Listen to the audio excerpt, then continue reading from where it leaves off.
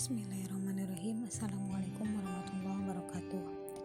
Selamat pagi anak-anakku sekalian, siswa-siswi SMK Korpri Majalengka yang ibu banggakan. Semoga kita dalam keadaan sehat walafiat, amin ya Allah ya rabbal alamin.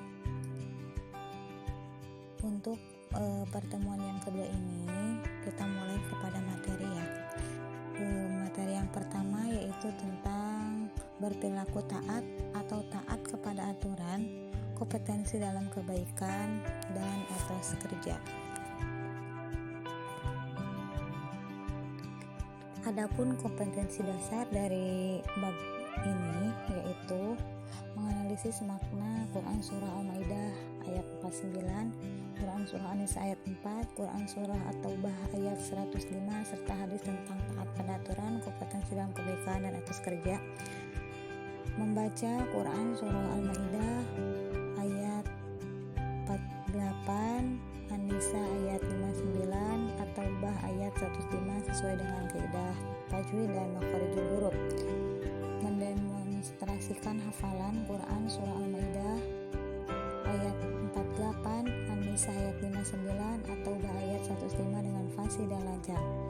Terakhir, menyajikan keterkaitan antara perintah berkompetensi dalam kebaikan dengan kepatuhan terhadap ketentuan Allah sesuai dengan pesan Quran Surah Al-Maidah ayat 8, An-Nisa ayat 59, dan Quran Surah At-Taubah ayat 105.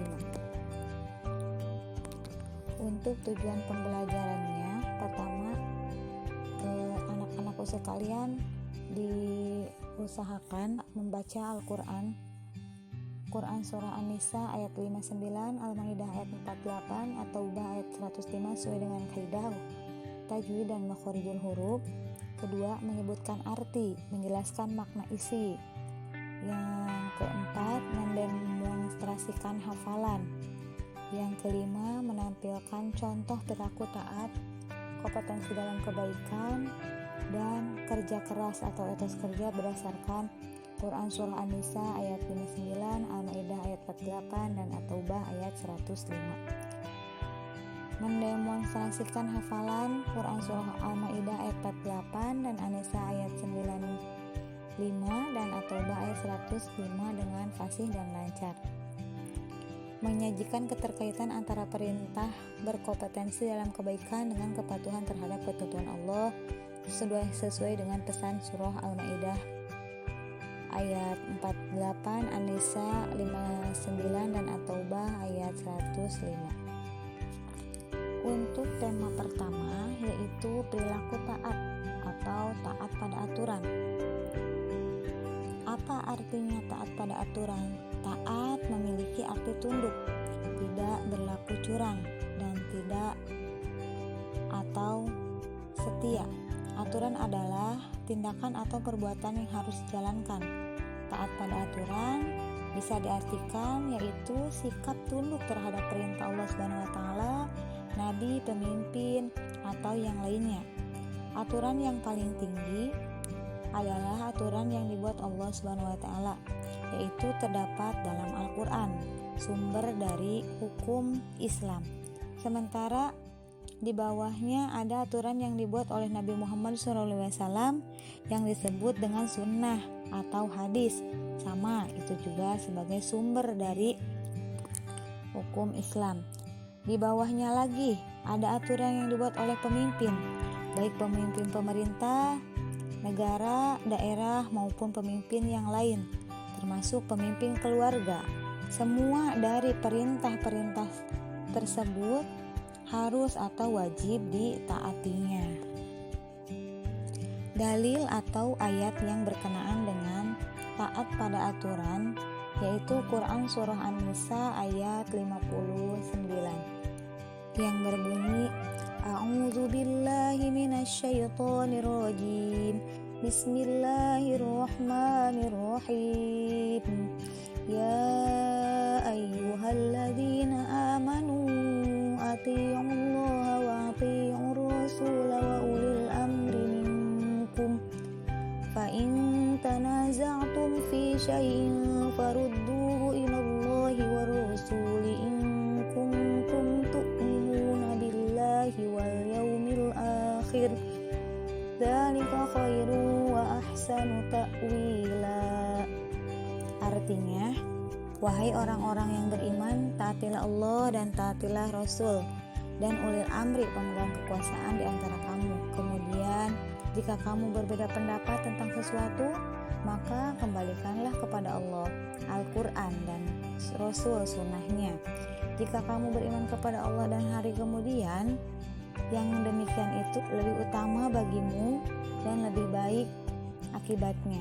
Quran Surah An-Nisa ayat 59. Untuk hukum bacaannya atau tajwidnya, di sini ada beberapa contoh dari hukum bacaan tajwid. Yang pertama, bacaan ya ayyuhalladzina, hukum bacaannya yaitu majaiz munfasil.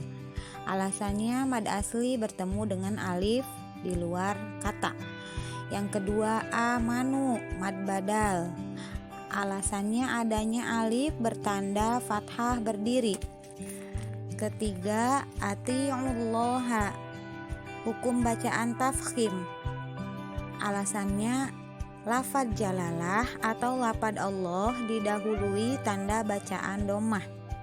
Selanjutnya wa ulil amri, hukum bacaannya alif lam qamariyah. Alasannya huruf alif lam berhadapan dengan huruf al-qamariyah. Terakhir, contoh dari tajwid ini fa'in tanaza'tum, bacaannya ikhfa. Alasannya nun mati atau nun sukun bertemu dengan huruf ta. Untuk mufrodat atau arti perkataannya, anak-anakku sekalian, siswa-siswi SMK Korpri Majalengka, silahkan dibaca di slide ini. Dibaca dan dipelajari di slide ini. Adapun kandungan ayat atau makna yang terkandung dalam ayat Quran Surah An-Nisa ayat 59. Yang pertama, orang-orang yang beriman wajib taat kepada Allah dan Rasul secara mutlak, yakni mengamalkan Al-Quran dan Sunnah Rasulullah Shallallahu Alaihi Wasallam. Setiap orang Muslim wajib mentaati perintah dari Allah yang terdapat di dalam Al-Quran dan perintah Rasulnya yang terdapat di dalam Al-Hadis. Kedua, wajib taat kepada ulil amri selama tidak bertentangan dengan ketaatan kepada Allah dan Rasulnya. Jika ulil amri memerintah sesuatu yang bertentangan dengan Al-Quran dan Sunnah Rasulullah atau untuk bermaksiat kepada Allah, maka tidak ada kewajiban taat kepadanya. Yang ketiga, Al-Quran dan hadis adalah sumber hukum Islam. Ketika ada hal-hal yang diperselisihkan, harus dikembalikan kepada keduanya. Jika kita memperselisihkan suatu permasalahan dan tidak bisa diselesaikan, kembalikanlah kepada Al-Quran dan hadis.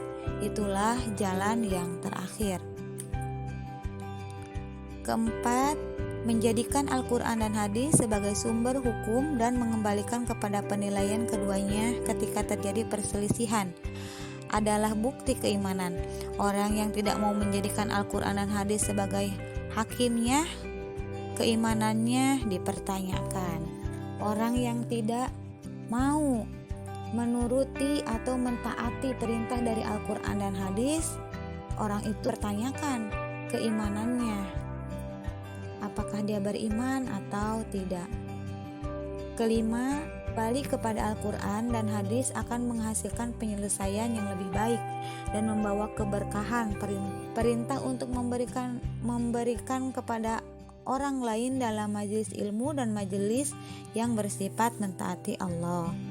Setelah tadi kita mempelajari materi tentang pentingnya taat pada aturan, mudah-mudahan kita untuk selanjutnya lebih taat kepada aturan yang ada pada Al-Quran dan Al-Hadis, dan juga pada aturan-aturan yang berlaku di lingkungan hidup kita. Dari Ibu, mohon maaf bila ada kesalahan. Billahi taufiq wal hidayah. Wassalamualaikum warahmatullahi wabarakatuh.